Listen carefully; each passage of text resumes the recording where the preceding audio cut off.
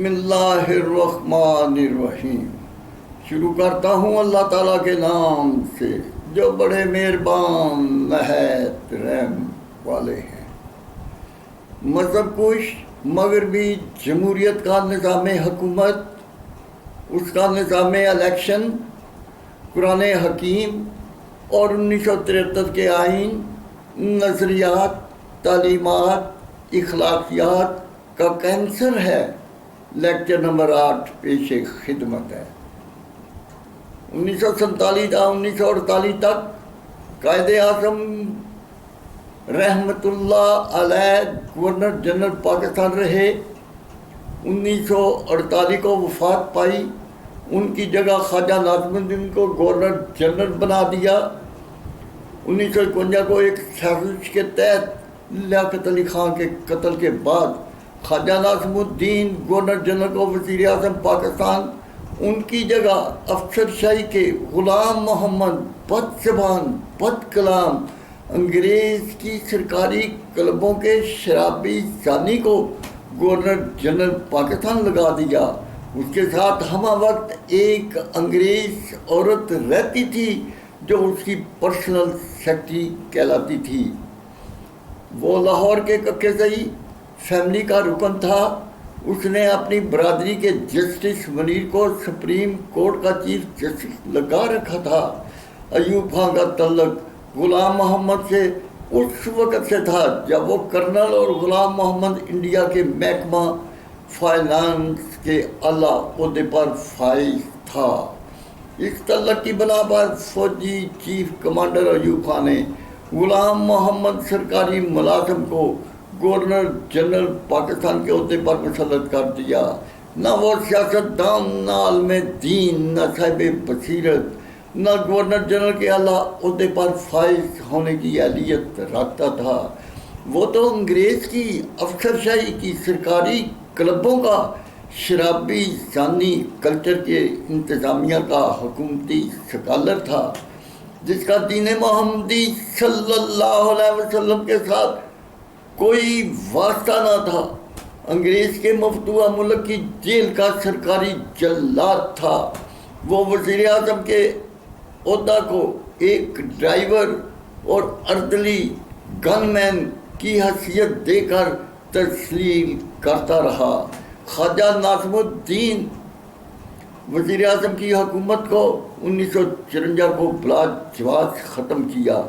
1954 کو فوجی chief commander Ayub Khan, فوجی کمانڈر سکندر مرزا نے مل کر غلام محمد گورنر جنرل سے استعفیٰ لیا، لندن بھیج دیا اور فوجی کمانڈر سکندر مرزا کو پاکستان کا گورنر جنرل بنا کر پاکستان کو فوجی اسٹیٹ بنا دیا، جو 1954 تا 1958 تک پاکستان پر مسلط رہا. ایک وزیر اعظم لیاقت علی خان کو قتل، 6 وزیر اعظم خواجہ ناظم الدین، سہروردی، محمد علی بوگرا، چودھری محمد علی، آئی چندری گر، فروز خان نون جیسے رہنماؤں کو حکومتی ایوانوں سے فوجی گن پوائنٹ پر فارغ، سیاست سے بلیک لسٹ کرتا رہا. ان کا قصور کیا تھا کہ وہ پاکستان کو سردار انبیاء صلی اللہ علیہ وسلم کے شہر مدینہ جیسی ریاست بنانا چاہتے تھے، جس سے حکومتی ٹولہ شاہی طبقہ کی حکومتی ایوانوں، حکومتی اداروں پر ان کی حکمرانی، ان کی شاہی طرحیں، شاہی مراعات اور حکومتی اجارہ داری ختم ہوتی تھی، جو وہ کسی قیمت پر ایسا نہ کرنا چاہتے تھے. 1947 کو انگریز پاکستان سے رخصت ہوا. اس کے بعد آزادی کی جنگ، انگریز کی بجائے انگریز کے پروردہ 6-7 ہزار جگیردار فوجی ٹولہ، ان کی اولادوں کا افسر شاہی، فوج شاہی، منصب شاہی کے شاہی طبقہ کے درندوں اور 23 کروڑ کسانوں، مزدوروں، ان کی اولادوں پر مشتمل 7 لاکھ فوجی سپاہ، 15 لاکھ پولیس سپاہ، 36 لاکھ ڈرائیور اردلی جمعداروں کا شودر طبقہ کے درمیان یہ جنگ جاری ہے. جگیردار فوجی حکومتی ٹولہ، شاہی طبقہ 70% किसानों की तमाम पैदावार, खाम माल, मजदूरों की तमाम तामीरात, मसनूआत, कुटिया से लेकर शाही ईवानों तक, सड़कों, नहरों, डैमों की तामीर और तकमील ये करें। इन तामीरात के बाद गुलाम मोहम्मद गवर्नर जनरल फौजी चीफ कमांडर अयूब खान ने आबपाशी स्कीम के तहत 1,20,00,000 एकड़ ज़मीन किसानों, मजदूरों की बजाय अपने पसंद के फौजी जर्नलों, चीफ सेक्रेटरियों, चीफ जस्टिसों को बतौर इनाम तकसीम कर दी। अलावा से उनके पैदा करदा वसाइल, खजाइन, ज़र मुबादला को अपनी मलकियत बनाते रहे। बिजली, पानी, गैस के इजाफी बिलों, टैक्सों, महंगाई की सिरिंजों से इकट्ठी की हुई दौलत, उनकी 18 लाख शाही तनख्वाहें, 2 करोड़ शाही मराहत, सदर हाउस, वज़ीर आज़म house, GHQ, supreme court buildings, chief secretaries, अफसर शाही, फौज शाही, मुनसब शाही के शाही तबका की मुल्क भर में फैली हुई दुल्हन नमाज जाती और सरकारी इमारतें, 16 लाख कीमती सरकारी गाड़ियाँ, उनके पेट्रोल के अखराजात, 23 करोड़ आवाम को इन शाही मराहत से महरूम करना, पब्लिक ट्रांसपोर्ट तक मुहैया ना करना, किसानों, मजदूरों के पास ना तालीम, ना इलाज मुआवजा के लिए कोई पाई पैसा, ना कोई गुजारा अलाउंस, ना हुकूमती ईवानों अदारों से लूटी हुई दौलत, ना मुल्की गैर मुल्की IMF के खरबों डॉलर्स कर्जों की लूट मार में कोई हिस्सा। इन दहशतगर्दों के जराइम को ख़त्म करने के लिए 1 यूनिट को बहाल करना, 4 सूबाई वफाक सेनेट के जगीरदारों और हुकूमती टोला, उनके शाही तबका को ख़त्म करना, फौजी डिक्टेटर परवेज़ मुशर्रफ के NRO और 51% हकूक़ निस्वां के गैर इस्लामी क़वानीन को ख़त्म करना, NRO के मुजरमों को हुकूमती ईवानों पर बैठाने के बजाय उनको फौजी डिक्टेटर परवेज़ मुशर्रफ के साथ तख्ते दार पर लटकाना मुल्क की बका के लिए ज़रूरी है। फौजी डिक्टेटर अयूब खान के 2 गवर्नर जनरल, अफसर शाही के गुलाम मोहम्मद, फौज शाही के सिकंदर मिर्ज़ा ने हुकूमती अवानों को शराब और ज़ना के इशरत कदों में बदल रखा था। नाहिद मिर्ज़ा ने हुकूमती ईवान को डांस क्लब बना रखा था। उसने अपनी भांजी नुसरत भुट्टो, जो दुनिया की बेहतरीन डांसर थी, जिसकी वजह से मिस्टर भुट्टो को हुकूमत का हिस्सा बनाया गया। फौजी चीफ कमांडर अयूब खान कितना शातिर इंसान था। उसने इनके ज़रिए वज़ीर आज़म लियाकत अली खान को कत्ल, 6 वज़ीर आज़म को बिल जबर फारग सियासत से ब्लैक लिस्ट करता रहा। ना सिर्फ यही बल्कि इस शातिर इंसान ने दोनों गवर्नर जनरल को भी यके बाद दीगरे बिल जबर मुल्क बदर कर दिया। 1958 को अयूब खान ने मार्शल लॉ लगाया।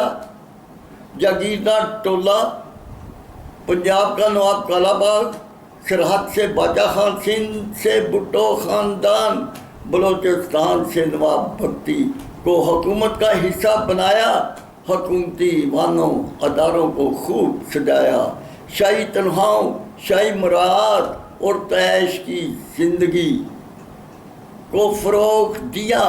अहले वतन को वसाइल ख़ज़ाइन से महरूम, भूख नंग से दोचार कर दिया। अवाम जगीरदार फौजी टोला के खिलाफ उठ खड़े हुए। अयूब खान ने जान बचाने के लिए हुकूमत यहाँ के सुपुर्द कर दी। उसका दस्ते रास मिस्टर भुट्टो था। दोनों शराब और ज़ना के शोहरत याफ्ता थे। इस दौर में जनरल रानी की हुक्मरानी थी। इन मुजरमों ने मुजीबुर रहमान, जिसके मेंबरान की तादाद ज़्यादा थी, हुकूमत बनाना उसका हक था जो ना दिया गया। अवाम ने एहतजाज किया। इन मुजरमों ने बगावत का नाम देकर मशरकी पाकिस्तान पर फौज कशी का हुक्म दे दिया। फौज और अवाम का कताल जारी हो गया। इंडिया ने मुदाखलत की। उनके हुक्म के मुताबिक 90,000 फौजी सिपाह को इंडिया का कैदी बना दिया।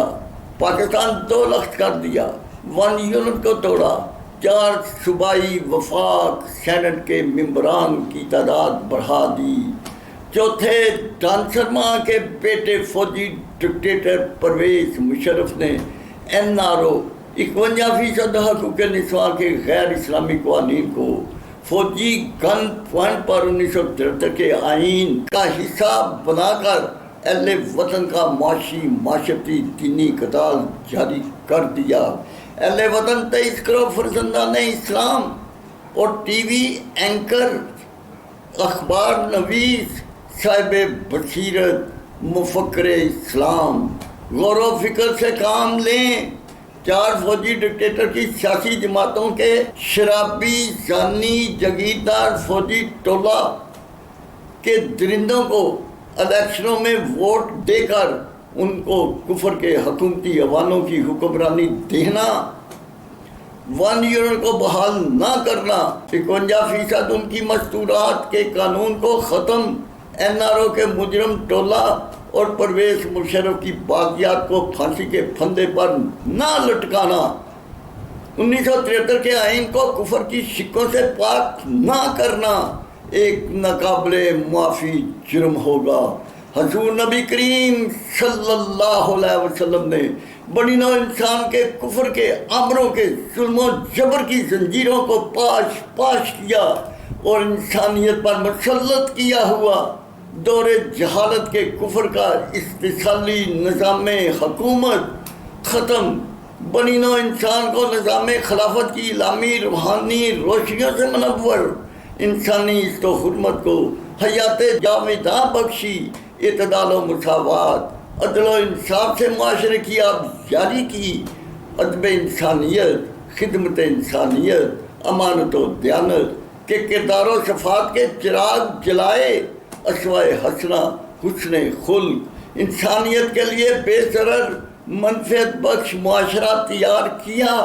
یا اللہ، پاکستان کے فرزندان اسلام کو سردار انبیاء صلی اللہ علیہ وسلم کے شہر مدینہ جیسی ریاست بنانے اور 4 فوجی ڈکٹیٹرز ان کی سیاسی جماعتوں کے معاشی معاشرتی دینی قاتلوں کو ختم کرنے کی توفیق عطا فرما، آمین ثم آمین۔